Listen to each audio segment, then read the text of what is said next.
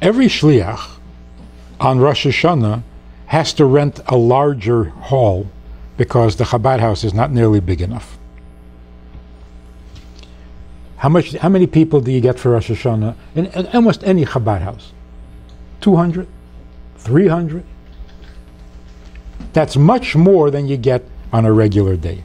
On Yom Kippur, for Kol Nidre, for Ne'ilah, place is packed. Simchas Torah, everybody knows the party is at the Chabad house. That's where it's happening, and even if you have hakafas, when you finish, you go to Chabad house. How many people? Crowds. All of a sudden, Tishrei is over. How many people come to the Chabad house? 6. 4. 1 comes for a Tanya class. 2 come for challah baking. It's a regular weekday. People work. Who comes? Now you might feel like a letdown because when you have 1,000 people at your Chabad house, you feel like a shliach. You feel like a success. All of a sudden, from 1,000, it goes down to 4. So you could feel disappointed. But that's what the new year is. Of course, on Rosh Hashanah, you feel different. On Yom Kippur, you feel different. Simchas Torah, you feel different. And then all of a sudden, you're back to regular school. Boring. Now what? If you can take the enthusiasm that you had for 1,000 Jews and give it to 4 Jews, that is amazing.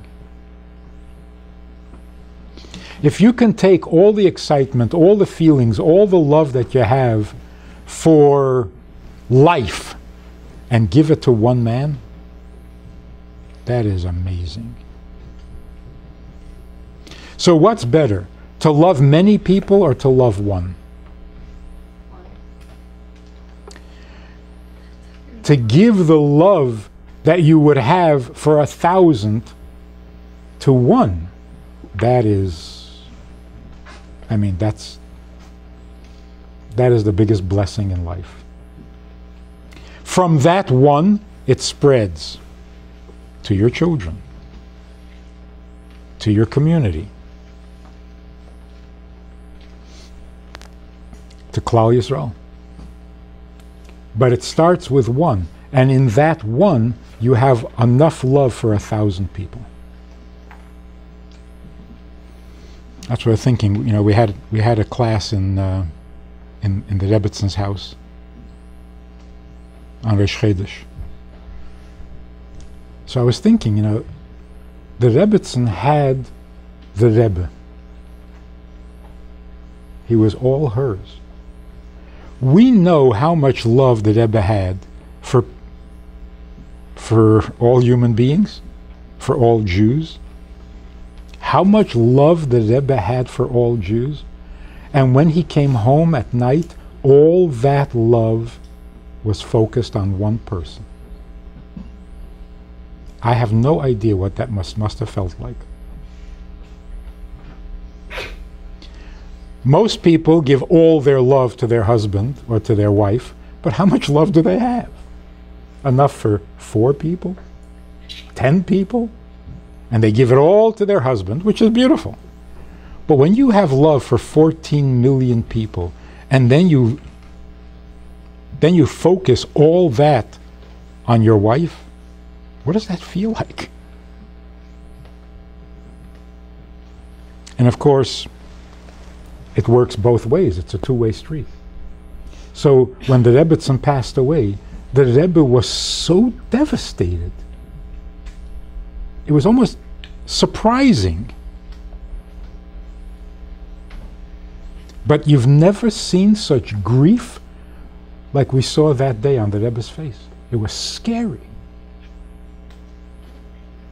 The Lubavitcher Rebbe, who runs the whole world, and he was sitting there looking like, I can't go on.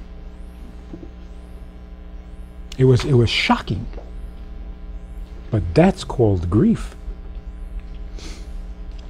So when you take all of that, the excitement of a Rosh Hashanah, Yom Kippur, Simchas Torah, and you focus it all on the 4 people who come to your Chabad house, or on the minyan that you have, or on the Shabbos guest, that's where you make a real change.